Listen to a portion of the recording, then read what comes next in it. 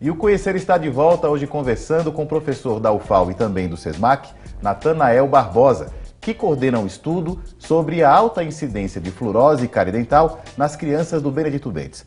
Professor, esse estudo ele vai ter um desdobramento, né? Uma segunda etapa. Qual seria a segunda etapa desse estudo? Exatamente. A partir do momento que a gente detectou essas alterações, fomos a campo, as alunas Cibele e Janine foram à coleta das águas, a técnica do laboratório de cariologia, a Cleone Pinheiro fez as análises e a gente não achou concentração de flúor que fosse responsável pelo aparecimento dessa fluorose.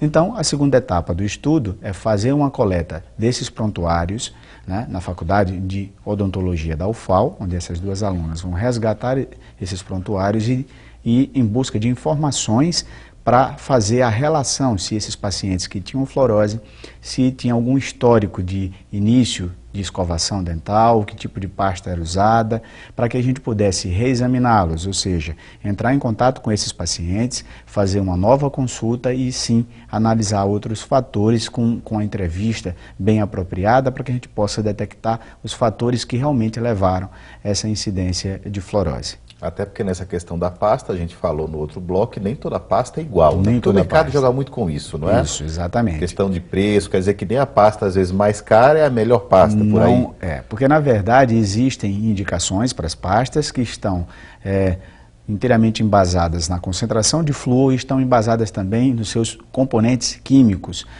Eu tenho alguns cremes dentais que vão clarear. Tem outros que vão ser usados para inflamação na gengiva, outros são para cárie, outros são para sensibilidade. Então existem essas indicações e é lógico que o paciente não sabe, a população não sabe e deveria ter uma orientação adequada do cirurgião dentista. Acerca de qual pasta comprar. Mais indicada para seu uso. Agora voltando sobre a questão da fluoretação da água. Por que Maceió, por que Alagoas ainda tem essa vergonha de não ter água fluoretada nas casas? O que acontece aqui em Alagoas? A comunidade científica e a área de odontologia tem esse mesmo sentimento que você acabou de expressar agora.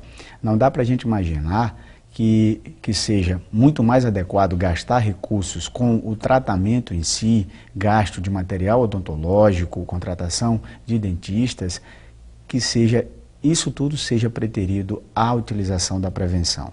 Então, é inadmissível isso. A fluoretação é uma forma mais democrática de se promover saúde bucal na população, onde independente de onde o indivíduo more, se ele consome aquela água, se ele faz um alimento cozido com aquela água, automaticamente ele está tendo a prevenção de cárie. A justificativa o que o poder público, municípios e estados, não é? Que é compartilhada a responsabilidade. O que eles alegam para não fluoretar a água? Isso. Esse é um grande momento, uma grande oportunidade que você está me dando para falar, que aqui em Maceió teve um evento chamado de Floral em 2 etapas. E a etapa do ano passado, né, vieram pesquisadores de São Paulo para fazer esse debate, né, da importância do flúor na água do estado de Alagoas e quais eram os grandes benefícios para a população, né, como o principal deles a redução da prevalência da doença cárie dentária. Nessa segunda etapa, né, após essa justificativa científica, as autoridades do estado de Alagoas voltaram a se reunir, tá, inclusive o poder público, mais a Casal e os vários, né? Deixar claro que são as autoridades de saúde, estaduais e municipais e os serviços de fornecimento de água. A Casal e nos municípios os seus serviços próprios, né? Certo. O SAI. O SAI, né? Que é o Serviço de Água e de Esgoto e que até certo ponto, aqueles municípios que têm o SAI, eles estão conseguindo sair na frente, eles conseguem fazer essa fluoretação com mais facilidade.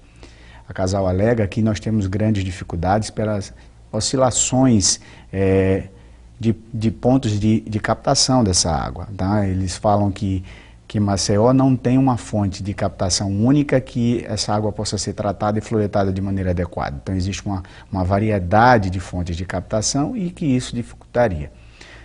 Isso me admira muito, né? Tanto quanto me admira de defesa muito. Difícil, né? Engenheiros tão competentes no estado e tanto engenheiros que iriam ter a ideia de como fluoretar ou como se pensar em uma logística em relação a essa captação e que esse tipo de justificativa ela não é mais aceita. Se né? fosse assim, grandes centros urbanos como São Paulo, seria inviável floretar água. Né? O que a gente poderia dizer, né, de um estado de São Paulo? O estado de São Paulo inteiramente floretada. 20 milhões de né? habitantes. O estado quase inteiro tem floretação. A grande capital, né, tem a floretação. E é um problema de custo, professor? Custa caro para o Estado? Digamos que custe caro para prefeituras, para SAIs, para casal, para Estado, floretar água ou não? Qual é o custo disso? Volta mais uma vez esse descontentamento como dentista, como pesquisador, que não se justifica, né, a ausência do flúor na água embasada no fator financeiro, no fator custo. Então você imagina que mais ou menos $1 por pessoa por ano é o que se gasta para ter água fluoretada e ter um benefício grande para a população, ou seja... R$2 por pessoa, 900 mil pessoas. Maceió, 1.800.000, não é? Se eu não estiver fazendo a conta errado aqui. Enfim. A região Nordeste precisa deixar de se achar o patinho feio do Brasil. Tá? Tem que parar com isso. A gente produz ótimas pesquisas, a gente é constantemente convidado para dar uns cursos fora do país ou em grandes centros. Reconhecidamente, a nossa tecnologia é aplicada em todo o Brasil, em alguns países do mundo, e a gente ainda se esconde achando que nós somos os coitados do país. Isso não pode mais existir. Os recursos que a gente tem nas mãos são altamente, né, capazes de termos uma saúde adequada e fazer a nossa população ter realmente orgulho de ter os dentes saudáveis, de ter um sorriso bonito e para que elas possam ter uma autoestima. Qualidade de vida e autoestima e saúde também, né, professor?